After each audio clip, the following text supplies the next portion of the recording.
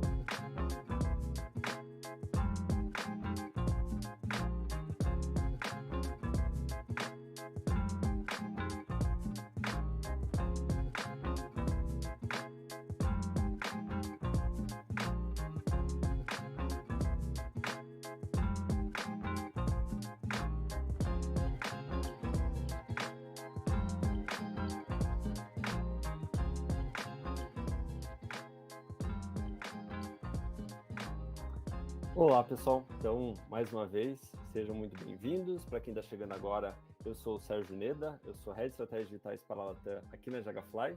E hoje a gente convidou aí 3 especialistas do mercado para bater um papo aqui comigo sobre jornada de compra, jornada do cliente e jornada do consumidor. Falando rapidamente aqui primeiro sobre a Jagafly. A Jagafly é uma empresa de marketing digital focada em performance, já temos mais de uma década de mercado, né? Atuamos aí nas mais diferentes disciplinas do marketing digital, atuando com grandes marcas aí a nível nacional e internacional, e hoje nós possuímos atuação Latam, inclusive, né? Temos marcas aí em diferentes países aqui da América Latina, fazendo com que a performance chegue aí para os clientes dessas marcas. Bom, aí falando então do nosso tema de hoje, então mais um tema aqui do Jagafly Insights. Hoje, então, como eu comentei, a gente vai falar sobre jornada de compra, e aí para isso convidei aqui, o time convidou 3 especialistas, então já os apresentando aqui, trazendo eles para a conversa. Vou começar pela Thalita. Então, obrigado por ter aceitado o nosso convite aqui, o convite do time de marketing aqui para participar desse papo, Thalita. Queria então que você se apresentasse aqui para o pessoal que está nos acompanhando ao vivo agora aqui pelo YouTube. Olá, Sérgio. Olá a todos. Boa tarde. Agradeço o convite. Para mim é um prazer fazer parte desse bate-papo aqui hoje, né? E principalmente trazer muito da visão da Jagafly sobre esse tema, que para a gente é extremamente relevante no mercado, né? A jornada do consumidor. E com isso conseguir trazer mais a visão de performance, a visão de mídia, a visão de dados em cima de tudo que a gente vai debater aqui hoje, né? Para quem não me conhece, eu sou hoje diretora de Martech and Strategy aqui na Jagafly, né, que é uma business unit ali formada por departamentos de mídia, de SEO, Data Intelligence, Data Insights e de Business Strategy, onde a gente consegue entender toda essa jornada, né, de ponta a ponta, quando a gente fala do ambiente digital, da compra de mídia, do uso de dados. Eu vou trazer um pouco dessa minha expertise aí de quase mais de 10 anos, né, no mercado digital para vocês. Boa, obrigado, Thalia. Apresento também o Felipe. O Felipe, ele é manager de parcerias estratégicas na Vtex. Felipe, obrigado pela parceria mais uma vez, obrigado por ter aceitado o nosso convite. E já fica espaço, então, aqui para você se apresentar aí para o pessoal que está nos assistindo. Fala, galera. Super agradeço aí o convite de vocês. É uma honra estar aqui com essa galera. Eu sou responsável hoje por parcerias estratégicas aqui na Vtex. Tenho mais de 15 anos aí no mundo de tecnologia, especificamente no mundo de digital. 8, 9 anos, passagem por empresas como Serasa Experian, Único, TOTUS e hoje na Local Web e hoje na Vtex, né? Então, acho que eu tenho um background bem legal aí para compartilhar com vocês e super agradeço o convite. Boa, Felipe, obrigado. E aí, para fechar essa nossa trinca, apresento então o Alexandre, gerente de marketing na TOTUS. Alexandre, igualmente também, um prazer estar aqui contigo, obrigado por ter aceitado o nosso convite e já se apresenta aí para o pessoal. Obrigado, Sérgio. Obrigado para todos que estão nos acompanhando aqui, né? Thalita e Felipe, para a gente fazer esse bate-papo. O Felipe já foi parceiro aí de outros carnavais de TOTS, acho que a gente vai ter algumas figurinhas para trocar. Eu venho do mundo de agências também, então divido aí um background um pouco com a história da Thalita. Sou hoje gestor de marketing na unidade de Curitiba da TOTS. A gente tem uma startup também de inovação, então divido a cadeira aí cuidando da Exago para a região de TOTUS falando de Paraná, Exago falando de Brasil, né, uma startup aí internacional, e venho nesse mundo de digital, de comunicação, de internet, desde aí do pré-bolha dos anos 2000, né, eu brinco, perdi uns tufos de cabelo desenhando layout de boleto, lá em 98, 99, não tinha gateway de pagamento, a gente vai falar disso daqui a pouquinho, né, mas mais do que tudo, mais do que estar trabalhando do outro lado do link, sou também consumidor online já há muito tempo, desde essa época, e acho que isso nos ajuda a pautar muito sobre o que a gente vai discutir hoje. Mais tarde fui fazer um mestrado em comportamento do consumidor, e aí eu fui estudar academicamente o que eu já vinha vivendo como consumidor e como profissional. Boa, valeu, Alexandre. Então, pessoal, esse é o nosso trio aqui de especialistas para bater esse papo. Já vou então emendar aqui para a gente já ir para a conversa, né, para o bate-papo, com um primeiro tema falando sobre, então, exatamente o que tem mudado, então, nessa jornada do consumidor, né, nessa jornada de compra, e aí começa, então, por ti, Thali, pode ser? Queria entender contigo, então, na tua visão, com todas essas mudanças aí, né, políticas, socioeconômicas, ocasionadas pela pandemia, como é que a forma de consumo foi alterada a ponto de transformar a jornada do consumidor como a gente a conhecia antes desses tempos. Comenta um pouquinho para nós aí. Boa, Sérgio. Com certeza ela foi muito alterada, né? Acho que se a gente pode dar uma certeza do que aconteceu aí dentro todo esse movimento de pandemia, é que a jornada foi alterada. Então, acho que essa resposta ela começa muito ali no entendimento, né, do comportamento de consumo que a gente tinha antes e o que a gente tem agora atualmente, né? Então, acho que um dos principais saltos que a gente viu acontecer foi a transformação digital sendo acelerada, né? E aí as empresas tiveram que se adaptar, as empresas que já eram maduras digitalmente tiveram que dar o próximo passo, e aquelas que não eram, né, não eram digitais, tiveram que, de alguma forma, entrar nessa transformação digital de uma forma acelerada. Então, isso aconteceu, né, globalmente, a gente viu aí, e é claro que isso causou um impacto em todo o comportamento do consumidor, porque as empresas só se transformaram porque tiveram realmente, né, que era isso, ou a gente não ia ter receita vinda, porque uma boa parte do tempo aí as lojas físicas ficaram fechadas, né? Então, houve aí uma curva de maturidade digital muito grande globalmente, o Brasil surfou bastante essa onda, né? E o mercado brasileiro acabou evoluindo também, e é claro que essa aceleração, ela causa, né, alguns pontos que não são tão bacanas, como todo crescimento acelerado, mas eu acho que o principal ponto que foi importante aí essa mudança nesse comportamento de consumo foi a forma que o consumidor passou a enxergar, principalmente algo que é muito utilizado, né, em todas as estratégias de marketing, que é o funil de conversão. Então, antes a gente olhava para o funil de conversão e a jornada do usuário, ela era linear, né? Ou seja, o usuário ele passava ali por etapa a etapa do funil de conversão e a gente conseguia ir vendo, né, isso acontecendo até o final do funil, onde ele estava propenso ali a uma compra, por exemplo. Hoje, a jornada ela está extremamente mais complexa, né? Ela não é mais linear.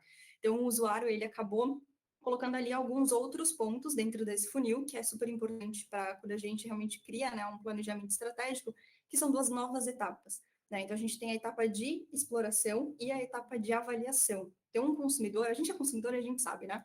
O consumidor, antes dele tomar uma decisão de compra, hoje, ele vai muito olhar essas duas etapas, né? E essas duas etapas significam, na prática, o quê? Procurar review de produto, ou do serviço, né, que esteja sendo ofertado, ou procurar reviews sobre a própria empresa, a marca, né, procurar pelos concorrentes, entender ali, por exemplo, as diferenças do que está sendo ofertado para ele versus o que a concorrência oferta, quais são os benefícios, vai buscar cupom de desconto, fazer esses comparativos, então promoção, enfim, é uma infinidade, né, atualmente ali de vertentes para o usuário analisar antes dele tomar realmente a decisão de compra, né? Então esse fluxo ele ficou mais intenso. Então, a gente precisa hoje mudar um pouquinho a forma com que a gente pensa o planejamento para essa jornada de consumo.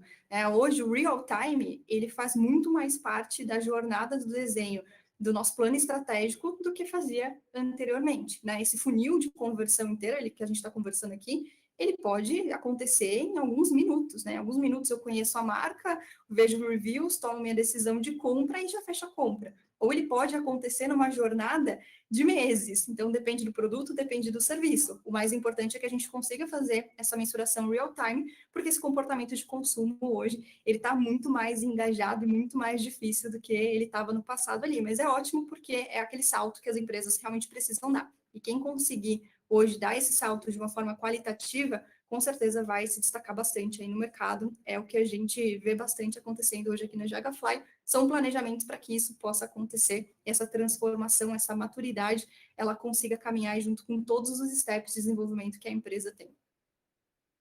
Boa, excelente, Thali. Agora eu quero te ouvir, Alexandre, qual que é o paralelo que você traça aí, o que mudou do comportamento do consumidor? Você concorda com essa visão que a Thali trouxe? Comenta um pouco aí para nós.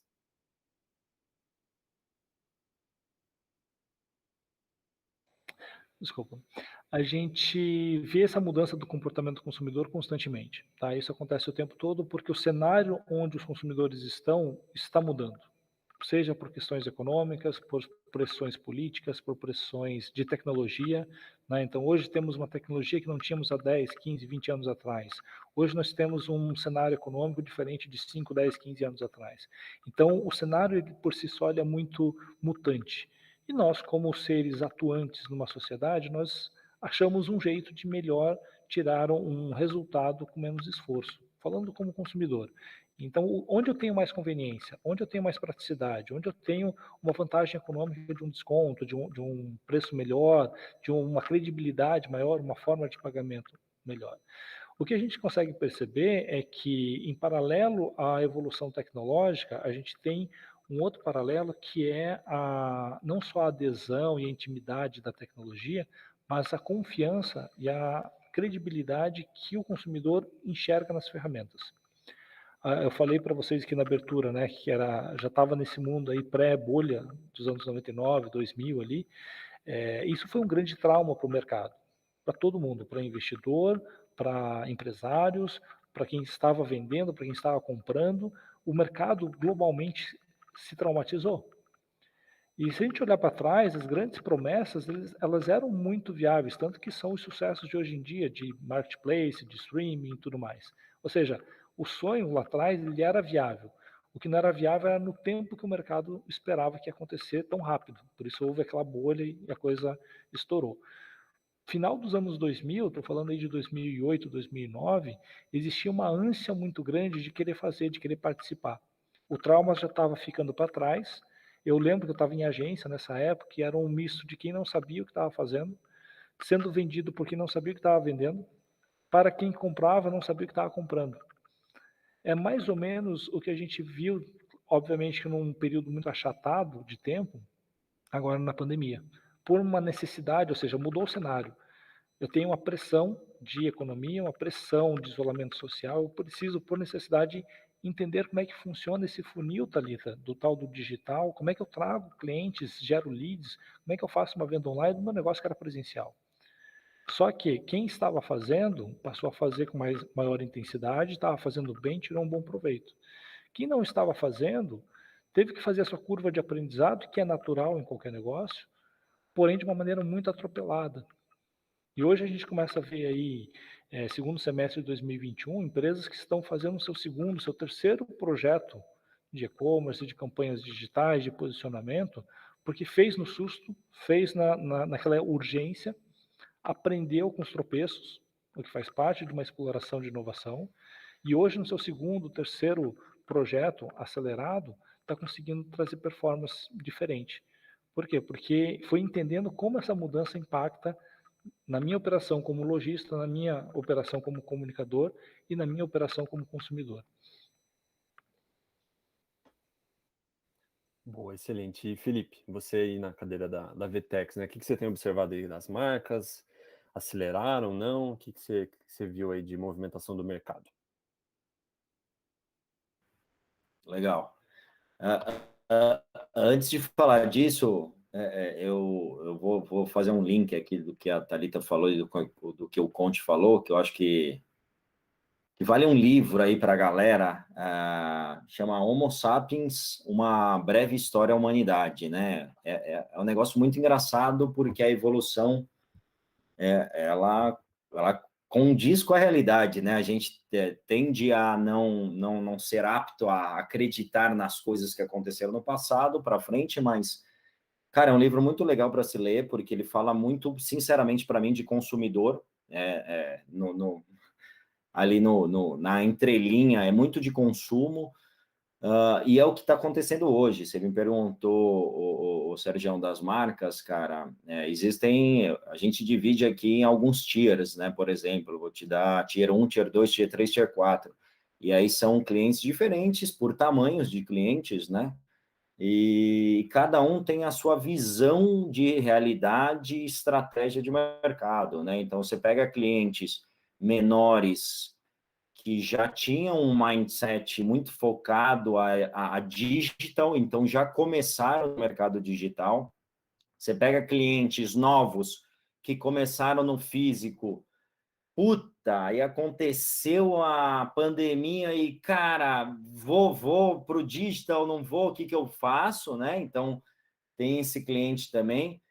E aí você vai para um cliente maior, aí existe duas fases, né? O cliente maior que já estava no digital e precisa evoluir rápido, né? Porque ele falou, puxa, eu tinha um gap aqui seja de plataforma, de produto, de categorias, enfim, do modo geral, ou seja, o cara que não estava no digital, o cara gigante que não estava no digital, e ele olha para o mercado e fala assim, cara, deu ruim, preciso ir para o digital, né?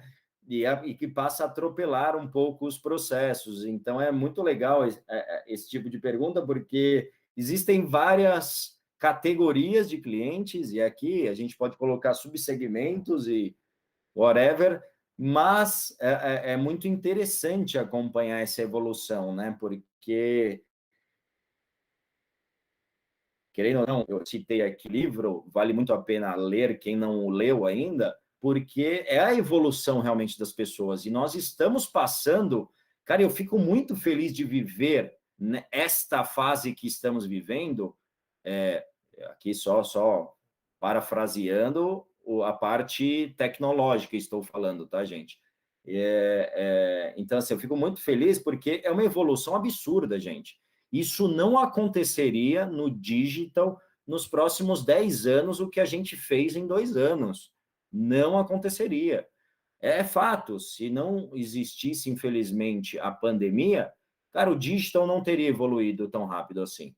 Então, para a parte tecnológica da coisa, é animal que estamos vivendo, né? E eu acho que é a pauta aqui do bate-papo. Então, cara, existem várias métricas, vários clientes que têm evoluído de formas diferentes.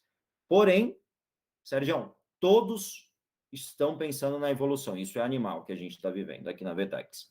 Boa. E ficou mais do que provado que o digital é para todos, né? Independente do segmento, independente da forma como essa marca se relaciona com o seu cliente, se tem venda online ou não, isso é indiferente. Ela precisa estar digitalmente inserida para existir, né? Acho que tem essa realidade. E aí um paralelo que eu faço, que é algo que já está na nossa porta, é o Black Friday, que também já há alguns anos, mas acredito que agora mais do que nunca a gente vai ter ela muito mais digital, né? E aí também inserindo vários tipos de segmentos, de verticais aí de clientes. Felipe, conta um pouquinho para nós aí quais são as expectativas para o Black Friday, o que você vê de comportamento do consumidor sendo alterado nesse sentido aqui para esse ano, como consumidor também, você quais são as suas expectativas para a data? Compartilhe um pouco aí conosco. Cara, eu estou extremamente ansioso para essa Black Friday. É uma Black Friday, eu acho que aqui para a Vetex falando de muita expectativa, sinceramente falando. Acho que nós estamos falando a parte de produto, assim, bem rápido, assim, muito bem preparados para entregar a quantidade de vendas que irá acontecer. Então, isso é animal, mas não focando muito nisso. Acho que o consumidor, em modo geral, ele é um consumidor que passou por uma fase, do modo geral, todos nós, né, passamos por uma fase difícil em 2020, do qual o ano de 2021 promete muito mais, né? Então, teoricamente, para o e-commerce, do modo geral, nós temos uma expectativa, e eu gosto muito do pessoal lá do e-commerce Brasil aqui, fazendo um jargão da galera, cara, e sigo muito e falo muito com a galera de lá, a gente tem uma expectativa muito grande para esse 21, né? Essa Black Friday, de modo geral. Eu, como consumidor, por exemplo, se você me perguntar o que eu comprei em 20, eu não comprei nada, absolutamente nada. Em 21, eu e minha esposa, do qual estamos de férias aqui, né, praticamente, cara, a gente está pirando em 1000 coisas para comprar já. Eu já tenho uma lista aqui, se bater, de umas 6, 7 coisas aqui para comprar para casa, né? Então, acho que a expectativa do consumo, no modo geral, e várias empresas das quais eu sigo muito e eu gosto muito de ressaltar, você pega empresas, sigam quem estão nos ouvindo aí, a Social Miner, uma MindMiner, uma Opinion Box, falando de empresas brasileiras, a PwC lançam muitas pesquisas de consumo muito legais, o próprio Google, aquele, não sei se vocês seguem, o Think with Google é muito legal, a McKinsey. Então, eu tento resumir todas elas aqui, mas, assim, todas elas falam muito sobre uma expectativa enorme de consumo para 2021, né? Recordes serão quebrados? Eu já não sei, né, dizer, né?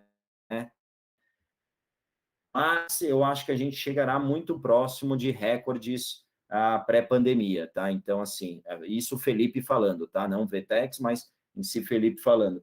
Então, é importante saber que todas essas empresas, elas estão indo para um caminho histórico de consultas para o consumidor de, puta, vai ser uma bela experiência de Black Friday, e a gente aqui da Vetex, com certeza, está extremamente preparado para receber uma bela Black Friday. Boa, excelente. E seguindo esse relato do Felipe, Thalita, quais são as estratégias, até que você trouxe muito da questão do comportamento do consumidor, da jornada, né? Você consegue compartilhar alguma coisa específica pensando na Black Friday para as marcas que estão se estruturando, preparando aí o seu planejamento, que elas devem estar olhando agora, que elas precisam olhar? Com certeza, Sérgio.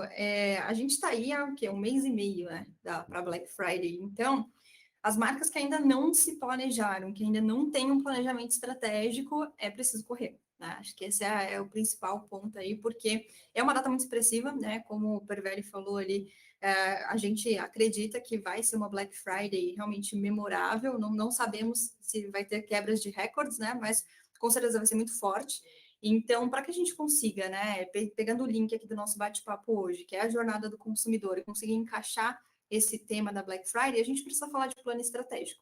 E quando a gente fala de um plano estratégico, a gente fala muito mais do como que a gente consegue extrair ali o potencial máximo, né, de uma empresa para conseguir atingir níveis importantes de performance, porque que o usuário vai buscar, que compras vão acontecer, isso é fato. Mas qual é a empresa que vai conseguir dominar esse share de compra, né? Qual empresa vai conseguir transformar essa busca realmente em faturamento? Então, acho que esse é o principal plano que a gente precisa ter, né? E a demanda de buscas, só para dar já um insight aí para o pessoal, já começou, né? A gente já tem demanda de busca ali. Se a gente dá uma olhada no Google Trends, por exemplo, que é uma ferramenta para que a gente consiga avaliar, né, se essa demanda já está latente, já iniciou, e é normal que inicie realmente aí na primeira semana de outubro e ela vá crescendo, né? Então, a gente tem alguns patamares de buscas, e desde o começo é bacana a gente ter uma estratégia direcionada. E quando a gente tem essas buscas acontecendo de uma maneira antecipada, a gente consegue ter estratégia, por exemplo, de captação de lead, uma estratégia de captação de dados de navegação desse usuário que já está interessado, né, que já está buscando ali pelo termo Black Friday. Se a gente tiver uma landing page específica para poder aquecer esse usuário, para coletar dado de comportamento, e depois a gente conseguir, por exemplo, quando a gente estiver no pico da Black Friday ali, nas 2 semanas que antecedem, começar a reimpactar esse usuário, é um usuário que vai nos custar muito mais, né, barato do que se você for impactar esse usuário no pico da concorrência, né, que são aquelas 2 semanas que antecedem ali a Black Friday.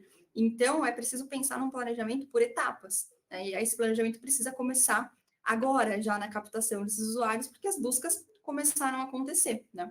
Então, esse é um dos pontos super importantes, né, quando a gente olha para o âmbito ali da jornada para performance, olhando para resultado em mídia, em CRM, em dados. Então, é fazer esse aquecimento. E é claro que tem aqueles outros pontos da Black Friday que a gente não pode, né, deixar de comentar ali, que são a gente conseguir trabalhar uma comunicação com apelos mais efetivos, ter boas promoções de verdade, ali, descontos que sejam extremamente atrativos, né, ter ali uma plataforma que vá conseguir suportar ali toda, né, o aparato tecnológico que vai conseguir suportar a quantidade de demanda que a gente vai ter de tráfego para dentro do site, é garantir logística, garantir atendimento. Então, são pontos super importantes também, que deve estar contemplado dentro do planejamento, porque se a gente for ver, vai contemplar desde a primeira etapa da jornada do consumo até a etapa final, né? Felipe, fica à vontade, pode complementar. Gente, eu acho animal isso, porque se você for no detalhe do detalhe da Black Friday, né, tem diversas ações que são absurdas para que o e-commerce evolua, né? E aí a gente está num next step no sentido de pessoas que já tenham e-commerce, né? Então, isso a Vetex trabalha muito forte, e eu acho que é um ponto super importante que a Thalita comentou, de realmente, assim, não parar, né? as pessoas que estão atrasadas, é até engraçado que a busca por e-commerce nesse Q3 e Q4 é absurda, é um nível monstro, né, do negócio, mas talvez elas não estejam tão preparadas para o digital ainda, e a gente tem que prepará-las de um modo geral, né? Então, é super importante que a preparação não só, ela venha muito antes, né? Quem esteja pensando, por exemplo, eu chutaria aqui, né? O Felipe quer criar uma empresa de e-commerce nesse momento. Eu não estaria preocupado com a Black Friday, né? Eu estaria preocupado com a Black Friday de 2022, não nesse momento. Eu sei que é corrido, mas, cara, criar um e-commerce é algo muito trabalhoso, né? Com uma expectativa muito grande. Então, eu acredito muito, para quem já está, realmente o que a Thalita falou é absurdamente animal, e quem não está, se prepare mais. Não venha para uma Black Friday despreparado, né? Senão o quesito performance vai ser ótimo, maravilhoso. Porém, o quesito entrega e pós-venda não será tão bom quanto você imaginava, e isso é a pior coisa para uma marca. Boa, é de fato entregar a experiência completa ali, né, Felipe? Acho que esse é um ponto super relevante aí, Alexandre. Queria que você também trouxesse a sua visão, e aí, não só falando de Black Friday, mas no comportamento de compra geral, né? Uma das principais questões para que o usuário siga essa jornada de compra por uma marca específica, vamos colocar assim, né? Que ele tenha diversos pontos de contato com uma marca específica, e que você vá conseguindo engajar em todos os pontos de contato, para que você vá, de certa forma, fidelizando antes mesmo dele ser um cliente, né? Queria que você falasse das etapas do engajamento, como é que você vê o engajamento dentro da jornada do consumidor. Traga aí a sua visão para nós. Perfeito. Deixa eu construir uma resposta para você dentro de um pequeno storytelling, né? Sem dúvida, eu concordo com o Felipe que, assim, a gente, como profissionais de comunicação, de marketing, a gente é muito bom em criar promessas, em fazer o discurso da venda. Mas se a operação não estiver alinhada, não estiver azeitada, não estiver a ponto de bala para conversar com a demanda que vai vir, você dá um tiro no pé. Porque o que acontece? Você vai vender mais do que você vendia antes, ok? Black Friday ela tem uma demanda forte que puxa, mas você vai vender muito menos em 2022 porque a tua reputação ficou manchada. Então essa visão de futuro que o Perved traz para a gente, poxa, se prepara para o ano que vem, coloca um ano para você estressar sistemas, estressar logística, estressar parceiros, canais e tudo mais, para que você possa performar muito bem, para que você possa ter um negócio sustentável. Eu não coloquei na abertura, mas eu tive a experiência de ter um e-commerce ao longo de 4 anos. Cara, eu compartilho dessa animação do Pervert quando fala de Black Friday, porque é um negócio pulsante, cara. Tipo, bomba e você vê pedido acontecendo. É um e-commerce pequenininho de quadros impresso em vidro, mas assim, eu vendia 1/3, 1/4 do ano, cara, em 2 semanas. Né? E assim, é uma movimentação que você vê o negócio crescendo, surgindo, acontecendo, vivo, pulsante, e empolga. Só que se não fizer direito, a coisa não vai para frente. Né? E a gente olhando um pouco de pesquisa, de dados aí de mercado, o que a gente vinha evoluindo nos últimos 10 anos, a gente vinha naturalmente num crescimento, se eu não me engano, 2016 e 2017, pós-crise de 2015, foram os 2 anos que a gente cresceu apenas um dígito. Ou seja, continuou crescendo com uma velocidade menor, mas crescendo em faturamento. Faturamento e número de pedidos, né? De transações. 2020, a gente, cara, deu um salto gigantesco. Até aí não é nenhuma surpresa, porque loja física está de porta fechada. A gente teve milhares de novos lojistas operando, alguns fazendo bem feito, outros fazendo de uma outra forma, outros no atropelo, como a gente comentou. Mas a gente também teve, só em 2020, mais de 13 milhões de novos consumidores online. Alguém que nunca comprou um livro pela internet passou a comprar pela internet. Então é natural que a gente tenha um ano de 2020 muito forte em relação ao histórico. Não é surpresa. E dentro de uma calamidade até preocupante. Agora, a gente passa um ano depois da Black Friday de 2020, e aí eu fico empolgado também pelo seguinte, a gente já bateu o número de 2019 em 2020 para primeiro semestre. Historicamente, o segundo semestre ele é muito mais aquecido. Nós temos Dia dos Pais, Black Friday e Natal. A Semana da Pátria, o Brasil ainda não comprou, acho que é o segundo ou terceiro ano, ainda não está na nossa cultura, como a Black Friday está. A gente espera o ano inteiro para comprar na Black Friday. A Black Friday do ano passado foi por necessidade, foi por desespero, foi por faltas de opções. Seja para quem já era mais experiente na internet, seja para os novatos, para quem está chegando agora. Agora, a Black Friday 2021, ela já vem para um consumidor muito mais calmo, em sentido de opções, de canais, do que comprar, num cenário econômico um pouco diferente do ano passado. Ainda estamos aí numa crise econômica, num momento conturbado, mas apontando aí uma retomada, apontando uma normalidade que dá uma tranquilidade maior para as pessoas passar o cartão em 10, 12 vezes. Né? Então isso deve impulsionar ainda mais. Historicamente a gente já tem um segundo semestre que é mais forte que o primeiro, a gente bateu o primeiro, a gente vai fazer um número maior que 2020. Isso, como o Perver falou, eu conto olhando o número de pesquisa, não é difícil deduzir isso. Agora, como que as marcas estão preparadas? Quem entrou em 2021, talvez 2020, se atropelou, teve tempo de respirar e quem fez o dever de casa se preparou para um 2021 para aproveitar essa manada que está vindo. Como a Thalita comentou, as buscas já estão acontecendo, as pessoas já estão monitorando e a gente já está planejando o que comprar. O Prevete falou, cara, ano passado eu não comprei nada, esse ano eu quero comprar um monte de coisa. Ou seja, a gente está mais maduro enquanto consumidor. E a segunda parte da tua pergunta, Sérgio, sobre engajamento. A Thalita comentou sobre a importância do funil, isso é um instrumento, é um modelo de lidar com a evolução de um lead comercial, de um consumidor. Eu gosto muito desse termo jornada, porque a compra ela não acontece por impulso. A gente recebe estímulos para tomar decisões por impulso, mas eu não chego do nada na frente de uma gôndola de supermercado, num site, num WhatsApp, para conversar com o vendedor. Eu tenho uma origem, eu tenho uma motivação, eu tenho necessidades que me levaram até lá.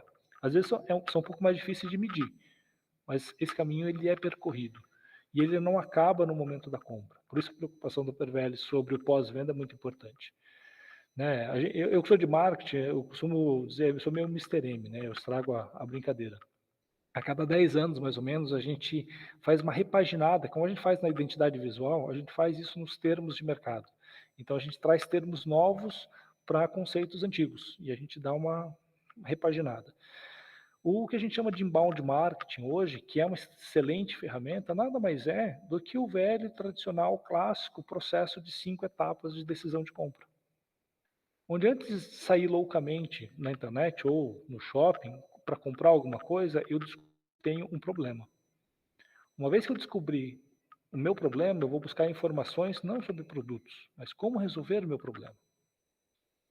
Agora que eu me tornei especialista no meu problema, eu vou analisar as alternativas que eu tenho para resolver o meu problema. Conhecendo as alternativas, eu tomo a decisão, é um produto, é um serviço, eu vou comprar dessa forma, eu vou comprar daquela outra. Muitas vezes no ponto de venda eu estou decidindo qual é a marca. Muitas vezes eu já venho com uma marca no coração.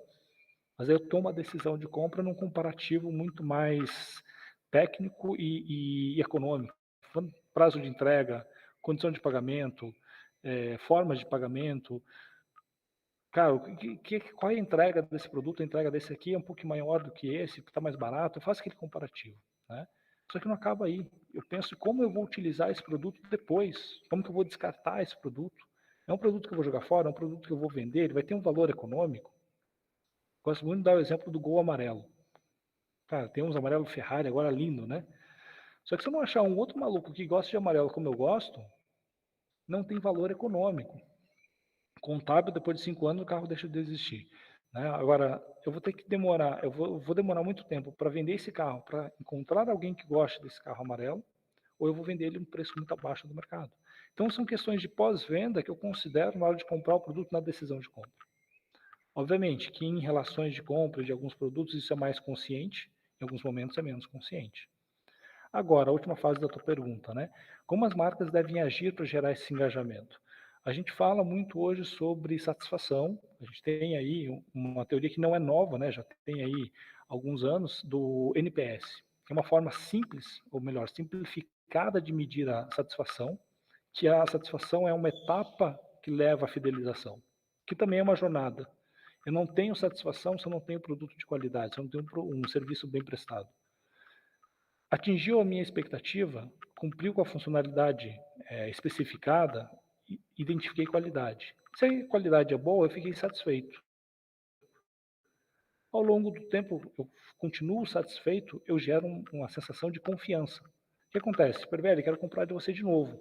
Por 5 vezes você me satisfez, você cumpriu o seu papel, você entregou a promessa. Eu confio que na sexta não vai ser diferente. É quando a gente começa a indicar, aliás, a gente começa a pensar em comprar novamente. Eu passo a ter uma relação muito mais comunal do que comercial, porque, puxa, ele sempre me ajuda, ele tem um compromisso em resolver o meu problema. Seja o vendedor, seja a loja, seja a empresa, seja o site, seja a marca. Quer saber? Eu quero ajudar também. Porque, Sérgio, você me ajuda tanto, Thalita, você não quer comprar do Sérgio? Eu começo a indicar. Então, são aquelas perguntinhas que provavelmente muitos de nós já respondemos em pesquisa de satisfação. Você compraria novamente? De 1 a 5. Você indicaria para alguém? De 1 a 5.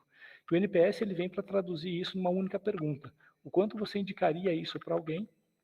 De 1 a 10. E aí tem aquela fórmula que ela é um pouquinho dolorosa, né? É um cálculo ali que judia, mas ela te mostra o potencial de crescimento através da sua rede de promotores, de consumidores satisfeitos que vão promover você ao longo do tempo no mercado. Mas existe em paralelo também um outro índice, que é o Net Love Score, ou seja, qual é a comunidade de consumidores que amam a sua marca, que defendem a sua marca, não só como ativistas, não só como promotores, mas que são aqueles caras extremamente fiéis e que defendem uma causa muito mais do que promover na indicação. Mas eles são parte, uma extensão da marca. E criam comunidades, muitas vezes sem a marca saber, muitas vezes sem a marca interagir, que vão fazer um potencial de consumo, de vendas para a empresa muito grande. A experiência do usuário, né, Conte? Acho que... Experiência do usuário, me seduza, né? Me encante. Concordo, Thalita, perfeito. É isso. Boa. Boa. Felipe, queria falar com você agora de puxar um outro tema, o Omnichannel, né? Então, estamos falando de jornada de compra, jornada aqui de conversão, né? Não tem como não falar de Omnichannel. Então, com o nosso consumidor aí cada vez mais multicanal, né? Como que as empresas podem se beneficiar aí dessas estratégias aí que unem, né? Diferentes pontos de contato, pontos de conversão. Conta aí para nós tua visão sobre o Omnichannel.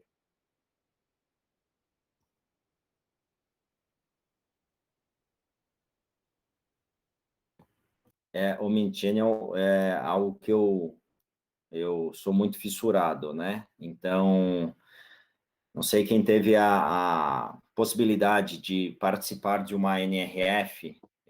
Uma NRF é um dos maiores eventos aí varejistas do mundo, então eu tive a possibilidade de participar de localmente e alguns eu peguei aqui em sites quando chegaram no Brasil, né? E sempre falam 5 coisas, né, que são super importantes, e depois eu vou trazer para o que o Felipe acredita, tá?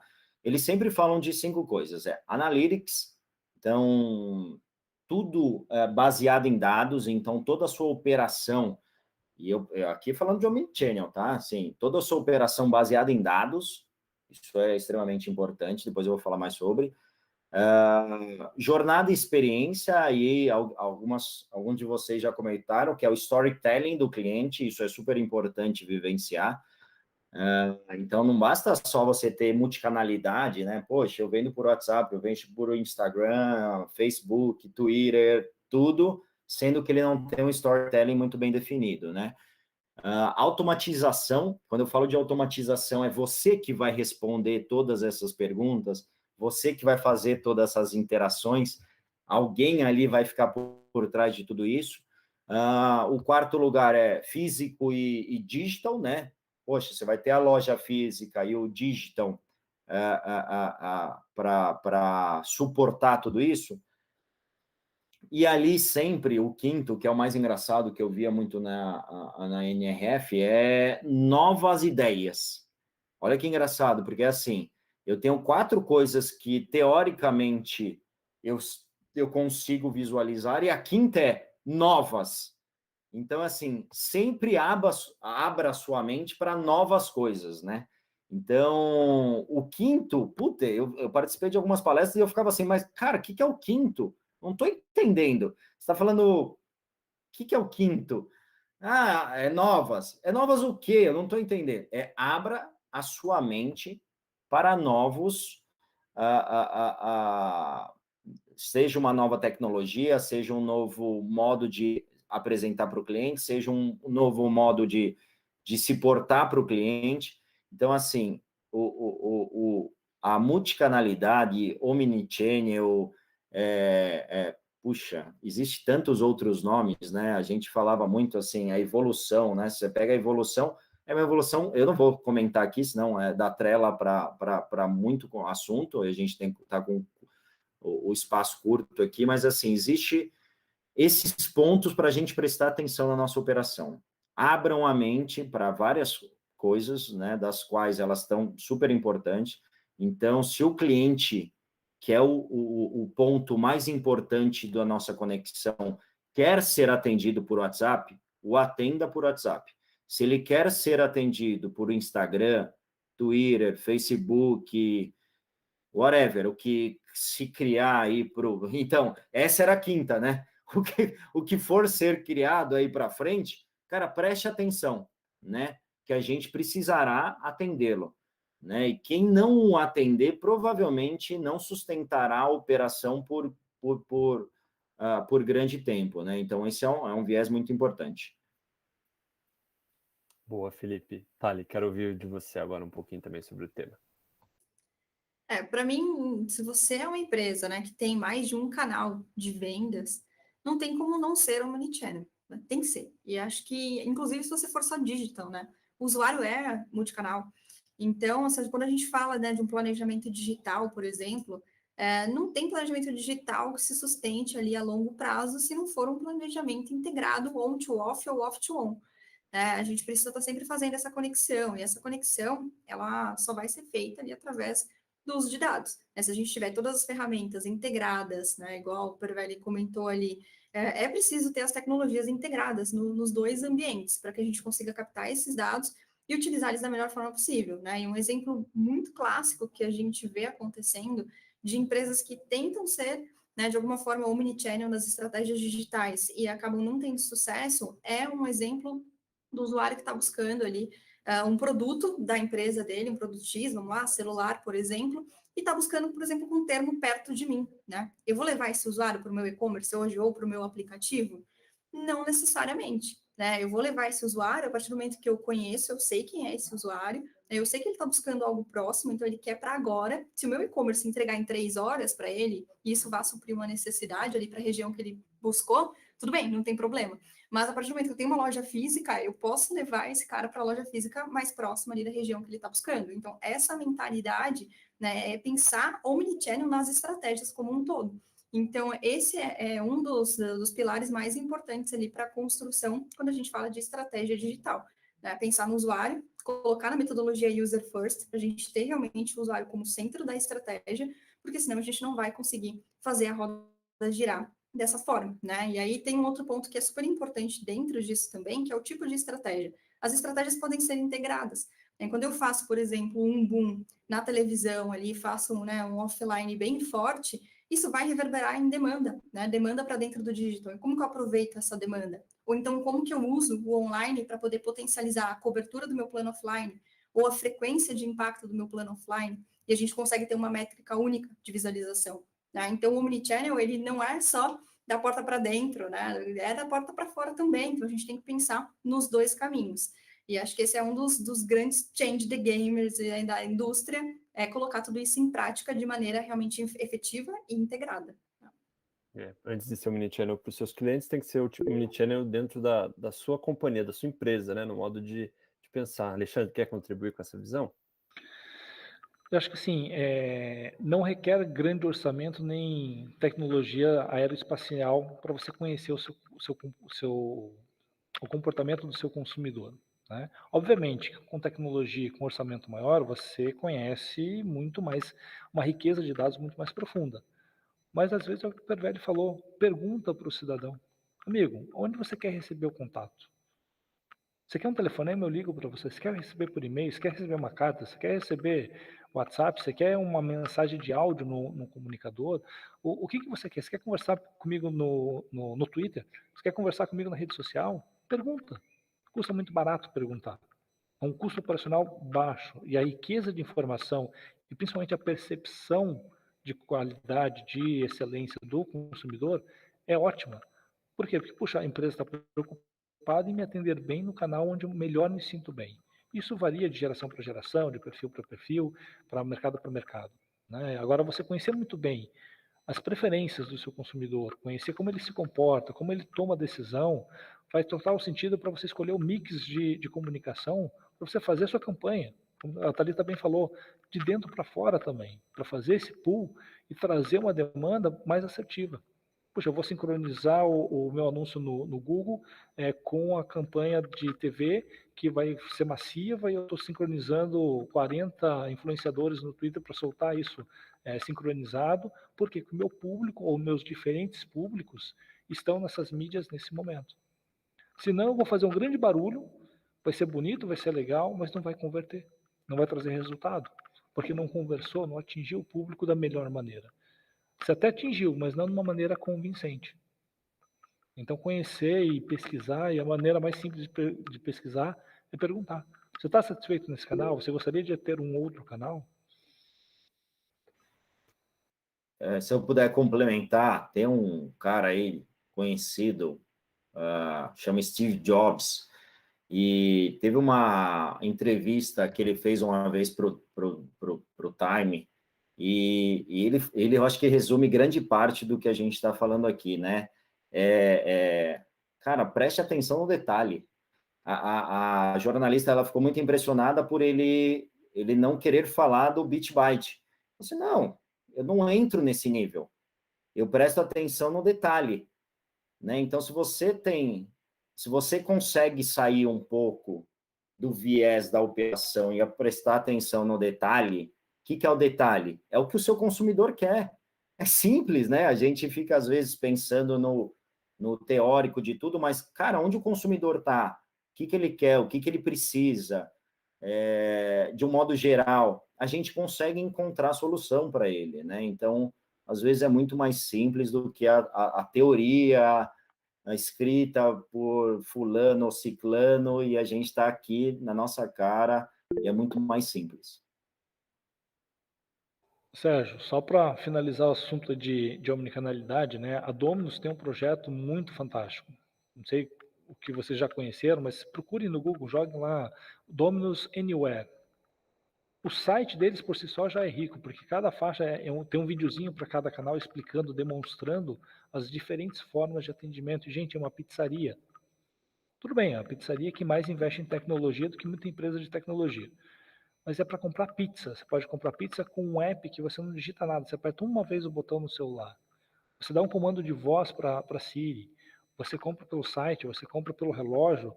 Tem N integrações com o sistema autônomo, o sistema operacional do carro. Qual o custo de desenvolvimento disso? É alto? Só que qual a percepção de qualidade, a fidelização? A hora que eu não preciso ligar para a pizzaria ou escolher ali no aplicativo e ficar naquele dilema de 20 minutos, qual é o sabor da pizza que eu vou escolher? Ou qual é a pizzaria que eu vou escolher hoje? E quando você fideliza o cliente com uma funcionalidade, que, de novo, ressaltando o que a Thalita falou, que gera uma experiência para o consumidor excelente, por quê? Porque é prático, porque entrega uma percepção de valor, entrega uma funcionalidade, entrega uma resolução de um problema. Eu vou consumir dessa forma, com esse fornecedor, porque ele me atende melhor. Ele resolve mais rápido, melhor, com mais intensidade, o meu problema. Eu não quero conhecer as outras opções porque eu estou satisfeito aqui. Aí você consegue fidelizar o cliente, blindar esse cliente, para ele não ser, digamos assim, consumido ou seduzido pela concorrência. A Domino's é uma empresa de tecnologia que ocasionalmente vende pizza, né? É meu caso. Então, é super legal o case deles. Pessoal, a gente já está chegando no final aqui do nosso bate-papo. Queria deixar um espaço agora para uma pergunta um pouco mais ampla, né? Eu até ia falar queria puxar mais para tendências, mas acho que o Felipe trouxe um alerta importante, né? Mais do que ficar imaginando novas coisas que podem acontecer ou para onde o mercado está indo, é talvez fazer o básico, né? Fazer o básico bem feito. Eu queria que vocês compartilhassem talvez aprendizados, pensando em tudo isso que a gente falou, né? De omnichannel, jornada do consumidor, o que a gente pode deixar de lições finais aí para o nosso público aí, pensando como as marcas podem fazer melhor, né? O que elas estão fazendo hoje. Quais são os aprendizados aí? Quer começar, Alexandre? Vamos lá, acho que primeiro de tudo, você tem que se tornar consumidor do seu produto, ser usuário da sua experiência, porque você vai sentir as dores. Tá? Então, pensa um supermercado que implantou sua plataforma de e-commerce, começou a vender bem pela internet, legal, ele está vendo o resultado de vendas. Mas se você não fizer um olhar crítico sobre a experiência do usuário, você não vai descobrir, ou não der atenção para as reclamações que naturalmente vão vir por esse novo canal, que a experiência está péssima, porque você faz uma integração com o RP para consultar estoque lá no final, no checkout da compra. E eu fico 40 minutos escolhendo produtos, colocando no carrinho, e sinceramente é gostoso, a gente coloca, não estou pagando nada, né? Estou colocando coisas no carrinho, estou selecionando. E agora eu tenho que pagar, é a parte chata. E chega lá, metade da compra não está disponível. Poxa, mas você não está disponível porque você não me contou antes que não tinha, eu não colocaria no carrinho. Eu escolheria outra marca, eu pensaria se eu ia comprar nessa loja ou se eu ia amanhã no mercado. Assim, é frustrante quando você chega num carrinho e você descobre que metade da sua compra não está disponível. Poxa, mas eu vou ter que fazer outra compra num outro supermercado. Por que eu não compro tudo lá? Eu abandono. E aí o que a gente está olhando nos indicadores? Abandono de carrinho, faturamento. É muito frio, a gente tem que entender como que as pessoas estão fazendo a sua jornada e como estão sendo as suas pedras no sapato. Para eu poder fazer, puxa, agora eu vou chamar o time de TI, gente, o que está acontecendo? Como é que eu faço essa integração para ter essa consulta antes? Mas isso vai me demandar uma performance, né, maior de consumo de banda, de acesso. Ok, como é que a gente resolve? Quanto custa? O que eu tenho que vender mais para pagar essa conta? E aí você começa a trabalhar na resolução do problema do consumidor. Pegando o exemplo do supermercado, vamos colocar aí 2 anos, 1 ano e meio trancado em casa, agora que eu estou começando a sair do isolamento social, mas pelo menos faço em 6 meses, eu não vou no banco. Eu não fico na fila do caixa eletrônico para sacar dinheiro. E vamos lá, gente, é uma das maiores invenções da humanidade. É uma máquina que você cutuca, ela te dá bom dia, ela te cospe dinheiro. Inclusive, se você não tiver dinheiro na conta, ela te dá do mesmo jeito. Cobra um juro alto, mas ela te dá o dinheiro. Né? O brasileiro médio não domina o uso do caixa eletrônico. E aí você vai para o supermercado, você coloca esse consumidor para ficar na fila por 25, 35 minutos esperando a sua vez para pagar. Cara, eu fico 2 horas colocando o produto no carrinho. Eu não quero ficar na fila para pagar, eu não fico na fila para sacar dinheiro no banco. Por que eu tenho que esperar meia hora para abrir a carteira? Se vai ser autônomo, se vai ser com atendente, não interessa, interessa que tem que ser prático. Por quê? Porque abrir a carteira e pagar é traumático, eu não gosto, não é uma experiência boa. Ficar na fila esperando a minha vez para pagar, óbvio, é uma responsabilidade minha. Mas eu quero ir embora da loja, eu já escolhi o que eu quero. É prazeroso passear na loja e colocar as coisas dentro do carrinho. No e-commerce é a mesma coisa, eu tenho que ter um site com uma usabilidade, com uma navegação, uma hierarquia muito clara para identificar muito fácil os produtos, ter o prazer de colocar isso no carrinho e ter um checkout simplificado. Se eu não entender que isso é vantajoso para a experiência do meu consumidor, eu posso estar economizando em TI, eu posso estar economizando no sistema, eu posso estar economizando em time, em operação, em uma série de coisas. Mas eu também estou economizando o faturamento que eu sou capaz de gerar, porque boa parte desse público vai abandonar, ou se vai completar, simplesmente não volta. Né? E quem não volta, geralmente não reclama, não perde tempo reclamando, ele simplesmente não volta. Boa, perfeito. Excelentes insights. Thalita, quer seguir? Boa, Sérgio. Claro, eu acho que para finalizar, a gente tem um insight que é muito bacana, né? Que a gente comentou aqui sobre a gente ter informações sobre o usuário, sobre a gente saber as preferências, né? Qual é o melhor canal de compra, o que ele está querendo para o momento. E muitas vezes essa informação é legal olhar para dentro de casa, porque muitas vezes ela está lá já. Né? A gente só precisa conseguir identificar que esse dado vai gerar esse tipo de informação.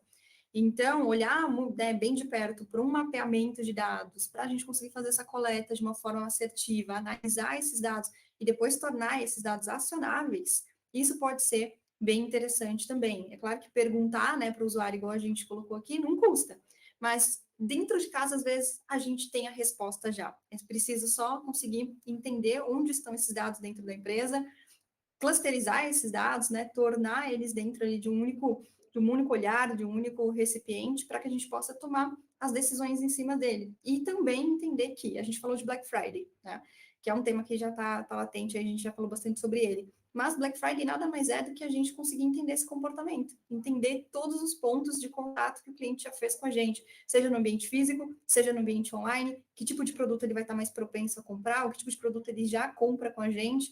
Então, tudo isso é dados. E aí, dados permeiam uma estratégia, né, 100% integrada com CRM, com mídia, com Omnichannel, que é o que a gente falou, com Black Friday. Então, dá para a gente fazer um link aqui de todos os temas que a gente abordou dentro desse bate-papo, centralizando ali informação, né, centralizando em dado, quanto que a gente sabe sobre esse usuário. Então, a estratégia, na minha opinião, né, o change the game do mercado hoje é a estratégia user first, né, com foco na experiência do usuário, que é o que a gente comentou bastante.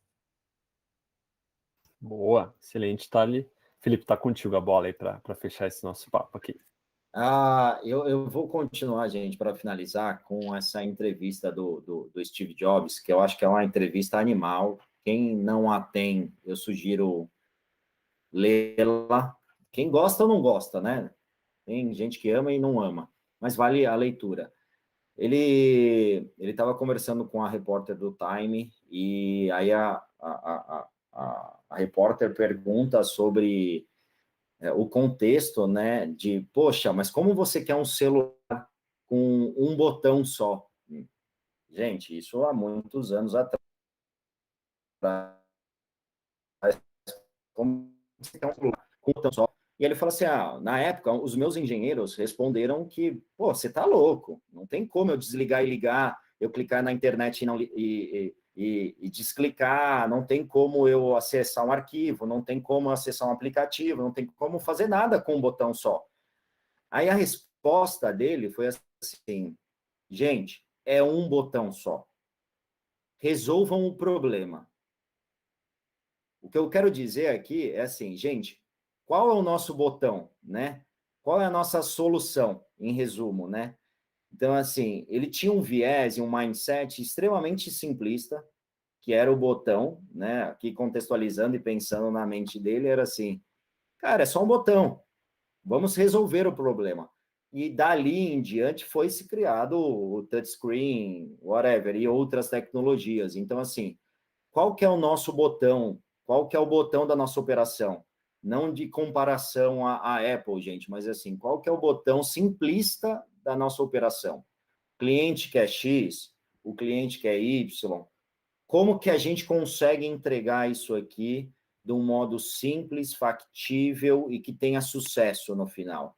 Então, assim, coloquei um viés de Apple, mas tragam para a sua realidade, né? O que é a nossa realidade, o que é o nosso botão e como que a gente consegue entregar essa facilidade para o nosso cliente. Sérgio, me permite fazer uma provocação final, né? Olhando para trás, como a Thalita falou, a gente já tem muito dado dentro da empresa. Muitas vezes esses dados não estão centralizados, muitas vezes esses dados não estão organizados, não estão prontos para serem utilizados. A gente precisa organizar isso, sistematizar e dar uma visão estratégica para a utilização. O presente é entender o que está acontecendo no mercado e agir. E aí é a história do botão do Pervelli, né? Qual é o botão? Qual é a simplificação que eu tenho que fazer para resolver o problema do cliente e isso se tornar uma vantagem competitiva para o meu negócio? Agora, olhando para frente, provocação, a gente está vivendo hoje, pouca gente percebeu isso, tá? Mas a gente está vivendo hoje, é um período longo, não é coisa de 2 anos, uma nova mudança de interface. A gente está indo para uma relação semântica, a gente está interagindo com as máquinas através de interfaces conversacionais, seja por texto, seja por áudio. Hoje, né, a história do me chama no Zap, seja com bot, seja com vendedor, o chat commerce está acontecendo. Hoje, Alexa já aceita pedido para você fazer compra de produtos por comando de voz sentado no sofá, sem o celular na mão. Eu adoro o termo que a Thalita trouxe, né? User first. Não é mais o celular, é o usuário, é o cliente. Porque sem o celular na mão, eu consigo dar um comando de voz para a caixinha de som fazer uma compra. Como o meu negócio vai estar preparado para isso? E aí talvez seja, né, Felipe, o quinto elemento lá do NRF. O que vem de novo por aí? Como eu vou estar preparado para pegar carona com isso? Boa, excelente. Pessoal, super, super rico esse nosso papo. Quero já agradecer a vocês por terem topado nos reunir aqui nessa quinta-feira aí.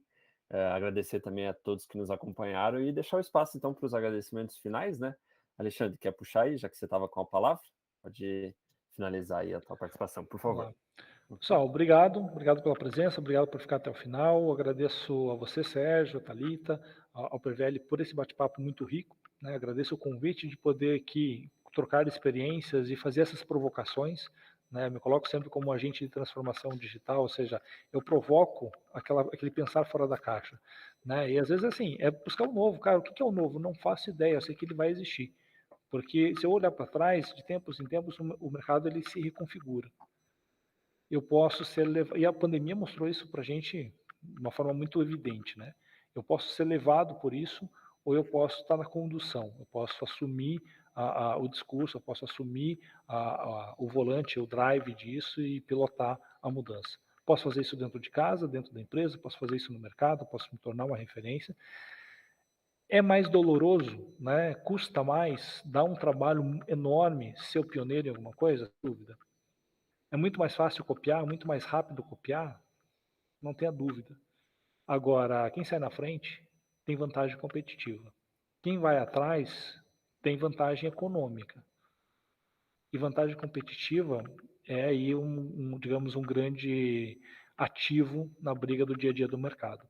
Tá bom? E olhar dados, acho que é a grande sacada para tudo. Né? Eu recentemente lancei aí na pandemia um podcast, criei todo um conceito bonito, uma justificativa, vou lançar temporadas no formato de Netflix tudo de uma vez, porque, poxa, vou conciliar minha agenda com isso. Olhei engajamento. Comecei a lançar semanalmente. Não adianta, o dado me diz, ele, olha, a tua história é muito bonita, mas o engajamento é maior se você tiver regularidade. Eu posso não gostar do botão vermelho no site, mas se ele vende mais do que o verde, não interessa a história semântica, a história de Gestalt que eu posso construir em cima para justificar que o verde é melhor que o vermelho. No final do dia, o vermelho vende mais que o verde. Eu tenho que olhar para o dado. Né? Então, acho que essa é a lição que a gente tem que tomar. O que os dados nos dizem, como eu aprendo com eles, como eu penso no novo, no diferente, na inovação, para criar vantagem competitiva. Boa, Alexandre. Vamos abraçar a mudança aí, que É isso aí. é isso aí. Boa, excelente. Obrigado mais uma vez pela participação. Imagina, conta comigo. Thalita, obrigado por ter separado essa uma horinha um pouquinho aí para falar aqui com o pessoal. Então, deixar o espaço aí para os agradecimentos finais. Bacana. Eu que agradeço, Sérgio, o convite. Foi um prazer para mim participar aqui desse bate-papo com o Pervelli, com o Alexandre e com todos, né, que estão aqui ouvindo a gente. E eu deixo um convite para todo mundo que quiser, né, aprofundar um pouco mais o bate-papo, que tiver maiores dúvidas em tudo que a gente comentou aqui, pode entrar em contato, né, com a Jagafly. Com certeza a gente vai conseguir poder explanar um pouquinho mais sobre todos os assuntos. O tempo aqui foi curto, foi rápido, mas com certeza a gente tem muito mais para agregar para todo mundo aí. Então, muito obrigada pela participação, pessoal, foi ótimo, principalmente ao Pervelli ali que está de férias, né? Tiramos das férias, mas obrigada, foi muito bom. O Pervelli não vê a hora de pular para a piscina. A gente tô brincando, gente, super agradeço aí o convite, Jagafly, Thalita, Sergião, muito obrigado. Conte, parceria de muito tempo já, agradeço. Gente, precisando da VTEX, me procurem no LinkedIn, Felipe Pervelli, VTEX, whatever, vocês conhecem bem, acho que quem não conhece a VTEX precisa conhecer, e procurem, o final procurem os respectivos botões aí, gente, acho que é um botão muito mais simples, geralmente, do que a gente imagina e fica tendo ideias aí alheias. Grande abraço aí, muito obrigado. Boa, valeu, pessoal, obrigado para quem acompanhou até aqui e até a próxima. Nos vemos. Tchau, tchau.